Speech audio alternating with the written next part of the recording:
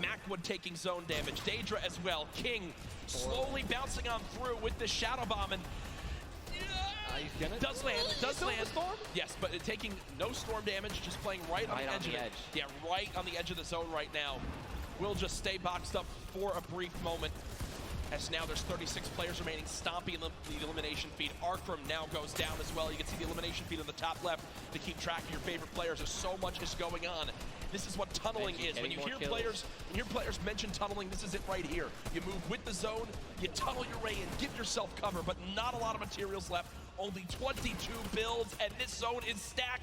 But look who's on the high ground. It's Mr. Savage and Benji Fishing. That would be your 2 picks, so good for you. All right, I have to owe you a bet there, man. That, all right. Bongo, unfortunately, do we still know if Nitro's still alive? I mean, listen, people are dying left and right, being eliminated. More Savage just used another shockwave grenade. He already had high ground, though. The question is, are people going to try to take it? You know that if you really want the chance to win this, you're going to have to try to take the high ground off him or have a rocket launcher to just take him out of it. He's just so weakened. Mr. Savage just looks up and beams the player out of the air. It's all Benji Fishy and Mr. Savage in the elimination feed right now. 24 players left in this one. But 20 duos. There's almost no duos remaining, Ninja. Right, this is all solos, and this is kind of what's going to happen, man. Mr. Savage goes down. It's up to Benji, and listen, Benji's been in this position before. We know he can handle it. Nitro's still in the game as well. I just saw him. He looks incredibly healthy, but now taking some storm damage. Benji's just going to try it. Look at the materials. Not a lot left. They're only using their shadows. I think he has 1 build left. Yep. That's it. That's all he has.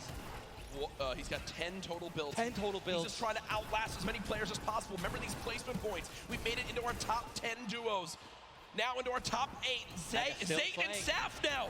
Zayt and Saf now on the high ground. This game. One of the few, the only duo left. This has a Zayt and Saf win written all over it. Mitro, Mongrel's duo, was all by himself from very early on. Still alive in this one. 40R Storm now getting beamed. Can the North American duo of Zayt and Saf close this out? Raining down fire from up top. You see the frantic builds coming in.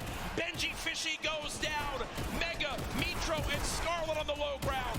Shots still coming on in. Zayt and Saf just sitting pretty. God, Nitro just got a double, I think. Mitro 5 limbs. Tries to get it done. Not enough. Zayt and Saf, 2 versus 1. Will they take game number 1? Yes, they will! Zayt and Saf had the high ground, and they used it the entire game. Rain fire from above. We're able to make up 5 limbs plus 10 placement points. That's going to be 15 points. Game 1. Talk about a monster game number 1. You saw the immediate reaction. They know how key that was. And I've watched so many games of competitive Fortnite, Ninja. They were the only duo left with still like 18 players remaining. Yeah. When they get the high ground like that, they send 1 player down to get close. Scarlet was already weak, and there's just no shot.